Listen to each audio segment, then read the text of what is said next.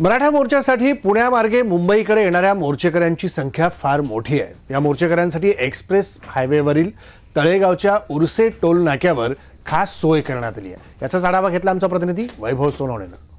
मुंबईत होणाऱ्या 58व्या मराठा क्रांती मूक मोर्चासाठी पुण्याच्या एक्सप्रेसवेवरून पश्चिम महाराष्ट्र आणि मराठवाड्यातले अनेक तरुण जे आहेत ते जाताना पाहायला मिळतात। काल रात्रीपासून या उर्सेच्या टोल नाक्यावरून जवळपास 2500 गाड्या ज्या आहेत त्या या मराठा क्रांती मोर्चासाठी मुंबईच्या दिशेने रवाना झालेल्या आहेत। महत्त्वाचं म्हणजे पश्चिम महाराष्ट्र आणि मराठवाड्यातून येणाऱ्या गाड्यांसाठी हा अतिशय महत्त्वाचा मार्ग समजला जात होता। त्यानुसार मोठा बंदोबस्त जो आहे तो पोलिसांनी या सगळ्या प्रकारामध्ये या सगळ्या मोर्चासाठी दिलेला पाहायला मिळतोय। आज सकाळपासून सुद्धा मोठ्या प्रमाणावरती गाड्यांची संख्या जी आहे ती आता मुंबईच्या दिशेने रवाना होताना पाहायला मिळते।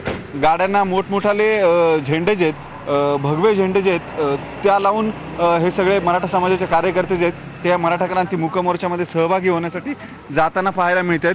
त्यांच्या नाश्त्याची चहाची आणि त्यासोबतच पाण्याची व्यवस्था सुद्धा या उर्से टोल नाक्यावरती करण्यात आलेली आहे। मोठ्या प्रमाणावरती लोक जे आहेत ते पुण्यातून पश्चिम महाराष्ट्रातून आणि ते सोबतच मराठवाड्यातून या मराठा क्रांती मूक मोर्चामध्ये सहभागी होतील। महत्त्वाचं म्हणजे आपल्या ज्या मागण्या आहेत या मुख्य मागण्यांचं निवेदन घेऊन सरकारकडे जे शिष्टमंडळ जाणार आहे त्यांना ताकद देण्यासाठी म्हणून मोठ्या प्रमाणावरती मोठ्या संख्येनं मराठा बांधव जे आहेत ते मुंबईच्या दिशेने रवाना होताना पाहायला मिळतात।